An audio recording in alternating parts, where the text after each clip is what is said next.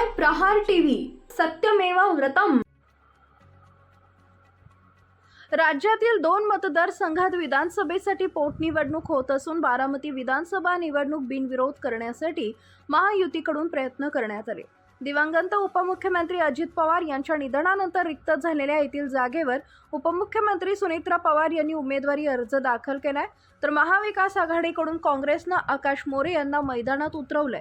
काँग्रेसनं धनगर समाजाचा चेहरा बारामतीच्या निवडणूक रिंगणात उतरवला असून सुनेत्रा पवार यांना पाठिंबा देण्यास निवडणूक बिनविरोध करण्यास असमर्थता दर्शवली आहे। त्यामुळे महायुतीच्या नेत्यांकडून काँग्रेसच्या भूमिकेवर नाराजी व्यक्त केली जाते, तर पार्थ पवार यांनी चक्क काँग्रेसला इशाराच दिलाय। माझं कोणाशी बोलणं झालं नाही, काँग्रेसला त्यांना कळायला पाहिजे काय करायचंय ते। त्यांच्या राष्ट्रीय नेतृत्वाबाबत मला नाही माहिती, सगळे मोठे लोक आहेत, सर्वांना माहिती आहे काय चाललंय।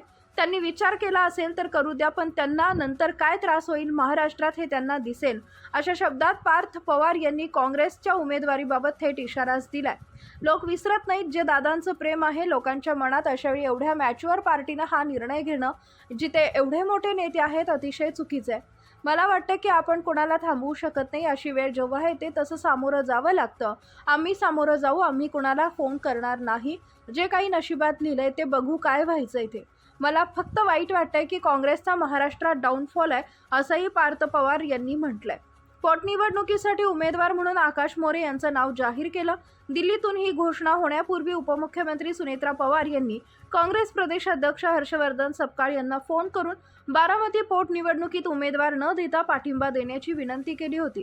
मात्र काँग्रेसनं आकाश मोरे यांना उमेदवारी दिल्यानं सुनेत्रा पवार यांचा शिष्टाईचा प्रयत्न वाया गेल्याचं दिसून येत आहे। दरम्यान दुसरीकडे बारामती पोटनिवडणूक जाहीर झाल्यानंतर लगेचच निवडणूक लढवण्याची घोषणा करणारे ओबीसी आंदोलक लक्ष्मण हाके यांचा विचारही बदलल्याची चर्चा आहे।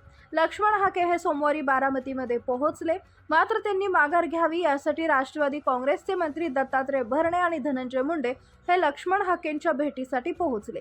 या दोघांनी लक्ष्मण हाके यांच्याशी चर्चा करून सुनेत्रा पवार यांच्यासाठी माघार घेण्याची विनंती केली।